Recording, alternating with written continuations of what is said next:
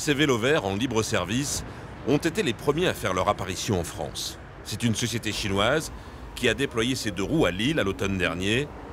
Après quelques jours d'enthousiasme, l'expérience a rapidement viré à la catastrophe. Bon Amélie, j'y vais. Je vais te donner un article là, dont il faudrait que tu me fasses une copie pour le conseil municipal de ce soir. Pour le maire de la Madeleine, dans l'agglomération lilloise, c'est même désormais une calamité. Là, je vais aller sur le terrain, là, sur cette histoire de Gobi Bike, là. D'accord. Voilà, tout va bien? Tout va bien. Ça marche. Allez. C'est pas un temps à mettre un cycliste dehors, ça. J'ai mes clés, j'ai mes clés. À tout à l'heure. Sébastien le prêtre est un fervent défenseur du vélo dans sa ville. Il pratique lui-même tous les jours pour venir à la mairie. Et la Madeleine, c'est une petite ville. C'est moins de 3 km². Donc on circule assez vite pour se rendre d'un point A à un point B. Merci. Sur le papier, l'arrivée de ces vélos verts était donc une bonne nouvelle. Mais le maire a rapidement déchanté. Voilà. Voilà ce qu'on retrouve régulièrement sur le domaine public. Des vélos qui sont vandalisés, qui sont abandonnés. Et qui sont comme ça laissés pour compte. Jetés à l'eau, tordus, cassés, les vélos en libre service ont subi toutes les tortures possibles et imaginables. Sur Internet, on trouve même des vidéos expliquant comment forcer le cadenas et utiliser le vélo gratuitement. Ça va? Voilà, donc même sort que pour les précédents. On ne peut pas accepter que des vélos comme ceux-là, dans cet état-là, soient laissés sans délai sur le domaine public. Résultat, les services municipaux sont obligés de nettoyer ces vélos inutilisables, devenus une véritable pollution. Et voilà, au suivant. 4-5 par jour, à peu près. Que moi, hein. Après, j'ai mes collègues. Tout dépend, c'est le chef de service qui appelle. Laurent va me chercher un vélo là-bas. Un coup moins, un coup l'un, un coup l'autre. On fait que ça. Bah, j'ai un sentiment de gâchis aussi. Je ne peux pas vous dire autre chose. 1000 vélos mis en service et 300, presque un tiers, qui sont déjà à l'état d'épave, en tout cas qui ont été vandalisés, qui nécessitent des réparations. Si c'est pas un échec, je ne sais pas ce que c'est. Responsable de l'échec, le vandalisme bien sûr, mais également la faible qualité de ces vélos, des modèles low cost, quasi jetables, mal ou pas entretenus par la société chinoise. 3 mois seulement après son arrivée, l'entreprise, qui s'était aussi installée à Reims et à Paris, a tout simplement jeté l'éponge et abandonné ses épaves. Ils sont verts, ils sont jaunes, ils sont parfois oranges. Des couleurs criardes pour être bien visibles sur les trottoirs des grandes villes. Des vélos en libre service sans borne d'attache que l'on peut prendre n'importe où et abandonner n'importe où. Leur cadenas contient un GPS, on peut les déverrouiller à l'aide d'un simple téléphone portable. Je vais déverrouiller le vélo. Une révolution pour les vélos partagés, qui jusque-là devaient être attachés à une borne à chaque trajet, comme les Vélib'. En France, ces premiers vélos ont débarqué en octobre dernier. Mais en Chine, où ils ont été inventés il y a 3 ans, ils sont déjà devenus un incroyable phénomène, avec plus de 100 millions de clients par jour. De quoi transformer les grandes villes chinoises. Voilà, et là on est vraiment dans l'extrême, mais malheureusement, il y a 6 mois on ne voyait pas ça et aujourd'hui on en voit partout, partout, partout. Alors, malgré l'échec des vélos verts, la bicyclette partagée va-t-elle connaître à terme le même succès en France? Qui sont ces opérateurs qui ont commencé à les déployer dans nos villes? Vont-ils remplacer les Vélib'? Vont-ils envahir les trottoirs comme en Chine? Ou risquent-ils de disparaître totalement, victimes des dégradations?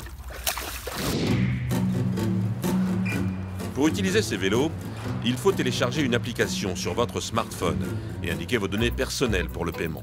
Une carte permet de trouver le vélo disponible le plus proche. Ils sont localisés grâce à leur cadenas GPS.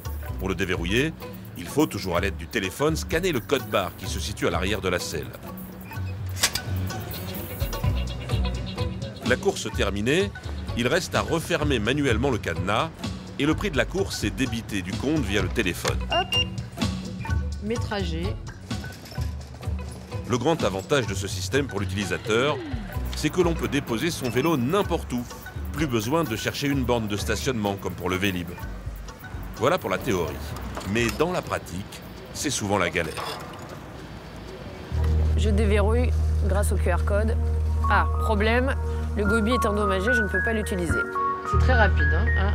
Comment ça, le vélo est abîmé? Centre de Paris, un quartier touristique. Sur les trottoirs, beaucoup de vélos ont l'air disponibles. Nous allons essayer de les utiliser. Et les ennuis commencent. Scan illisible, vélo endommagé, GPS hors de service. Des dizaines de vélos plus tard, le constat est sans appel. Nous n'avons pas réussi à en utiliser un seul. Des ratés qui ne découragent pas pour autant les opérateurs de venir s'installer en France. C'est le cas du numéro 1 mondial, le chinois Ofo. En décembre dernier, il a déployé une flotte d'1 millier de vélos jaunes à Paris. Salut la team, ça va?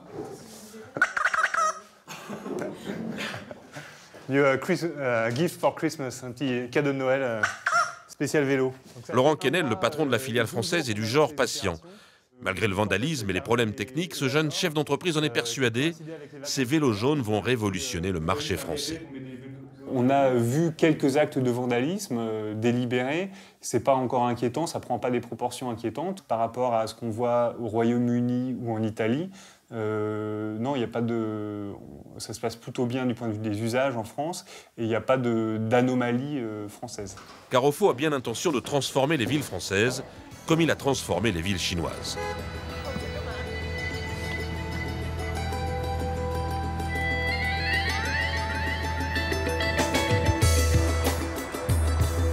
Pékin, la capitale de l'Empire du Milieu. Sur les trottoirs, d'interminables files de vélos jaunes, mais aussi de son concurrent, les vélos orange de Mobike. Une guerre commerciale pour le moindre centimètre carré sur les trottoirs. Cela fait 3 ans que ça dure. 3 ans que des étudiants de la ville ont inventé le cadenas GPS et ont fondé Ofo. Aujourd'hui, elle compte plus de 100 millions de clients par jour.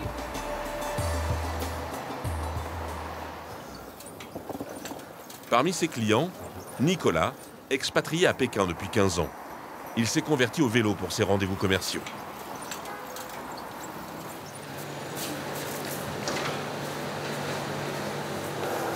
Ah, superbe, un vélo qui nous attend. On va faire donc le scan. Un véritable parcours du combattant dans les bouchons et dans la pollution pékinoise. Toujours 2 doigts sur le frein au cas où, et ça passe. Voilà, ça ils savent pas s'arrêter.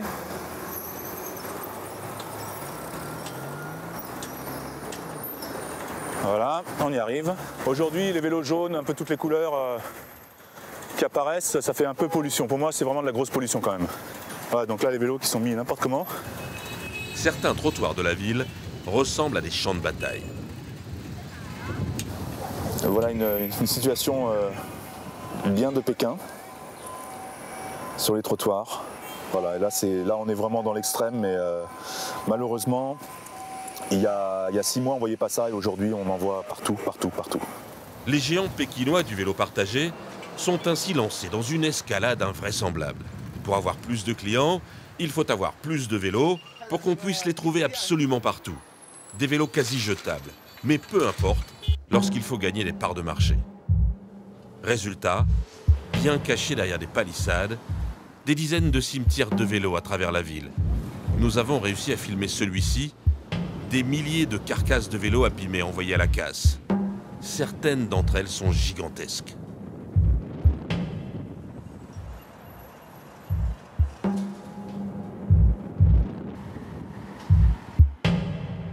Il y a quelques semaines, la mairie de Pékin a commencé à siffler la fin de la récréation.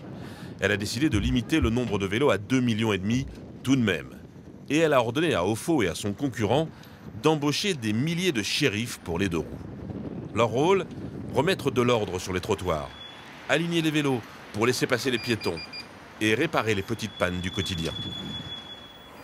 Le gouvernement a imposé la création de zones de stationnement comme celle-ci pour les vélos, car c'était l'anarchie sur les trottoirs. Plus personne ne pouvait circuler. Ici, c'est une zone pour les vélos Ofo. Les autres marques ne peuvent pas se garer ici. Mais la plupart des lieux en Chine ne sont pas munis de ce genre de station. Voilà donc comment fonctionne Ofo dans sa ville natale. Alors allons-nous vivre la même chose sur les trottoirs de France? Retour à Paris. Charles Mangin de l'association Paris en Selle tente à sa manière de faire la loi sur les trottoirs parisiens, mais ce n'est pas gagné. Comme est souvent, hélas, sur le trottoir. C'est dommage parce que ça aurait pas coûté très cher de le mettre juste à côté. À Paris, c'est une ville très dense, les trottoirs, il n'y en a pas beaucoup. Les gens ont déjà du mal à circuler en poussette, en fauteuil roulant. Alors si en plus il y a des vélos qui se rajoutent, c'est pas possible. Il faut que les gens comprennent qu'il faut respecter l'espace public, quoi. Car à Paris, les opérateurs chinois ne sont pas tous arrivés au même moment par hasard. Ils veulent profiter des ratés du nouveau Vélib mis en place par la mairie de Paris. Une occasion en or pour les sociétés chinoises d'imposer leur offre de vélos sans borne. À la place du Vélib qui est en travaux, on a le Gobi Bike proposé par la société privée. La ville de Paris réfléchit désormais à faire payer une redevance à ces entreprises chinoises qui se sont imposées dans l'espace public sans son autorisation. C'est pour ça que c'est nécessaire de demander à ces sociétés de participer financièrement, parce que c'est pas normal que de l'espace public qui appartient du coup à tout le monde soit utilisé pour le bénéfice privé d'une société sans qu'elle paye rien. Voilà. Alors, quel avenir pour ces vélos connectés? Depuis quelques jours, une nouvelle expérience est en cours dans la ville de Metz. C'est une entreprise française, Indigo, qui a décidé de se lancer sur ce marché. Vous la connaissez peut-être, elle gère beaucoup de parkings à travers la France. À Metz, elle a déployé 300 vélos en partenariat avec la mairie. On arrive! On arrive! La ville est vraiment moteur, c'est ça qui est sympa. Et donc fanion, drapeau, on le met en exergue, on se montre et on le fait pas en catimini à minuit en ouvrant le container et les vélos qui sortent. Non, c'est vraiment, on s'affiche et on fait de manière publique. Et pour éviter les épaves sur les trottoirs, les vélos blancs français misent aussi sur l'entretien. Certes, il y a du vandalisme à Metz, mais la société espère maintenir un maximum de vélos en service. Tu l'as récupéré le vélo qui était dans la Moselle hier? Ouais, on l'a récupéré et celui dans la Moselle, du coup, globalement, il n'a pas grand-chose. Il y a juste le panier qui a été un peu tordu. Autre originalité, un vélo plus robuste, un cadre renforcé, un dérailleur simplifié. L'expérience de Metz doit permettre de valider ses choix techniques. On peut citer notamment un pneu plein. Le pneu est increvable. C'est de la visserie anti-vandalisme, c'est-à-dire ça nécessite des outils spéciaux pour pouvoir les retirer. On n'a pas fait à l'économie. On a un vélo qui coûte aux alentours de 300 €. Donc c'est un beau vélo. Voilà, on espère qu'il va durer dans la longueur sur 3-4 ans si possible. Soit beaucoup plus que la concurrence. Et l'entreprise compte sur ses clients pour l'aider à maintenir son parc en bon état de marche. Via l'application, les utilisateurs peuvent directement signaler les problèmes. Le message, c'est le vélo grince et fait énormément de bruit et inutilisable. Ok, du coup, donc je suis allé le voir, je l'ai localisé là sur notre application. Ok. Tu vois, c'est celui qui est là. Ok. On voit par sa couleur. Officiellement, Indigo aurait perdu seulement 2 vélos durant son premier mois d'existence. Un modèle économique qui se cherche encore, mais qui attise pourtant déjà beaucoup de convoitises. Face à la pollution et aux embouteillages, beaucoup de grandes villes ont décidé de miser sur le vélo. En 2025, le marché devrait peser plusieurs milliards. Les géants du transport s'y intéressent. L'américain Uber vient de lancer ses premiers vélos partagés à San Francisco.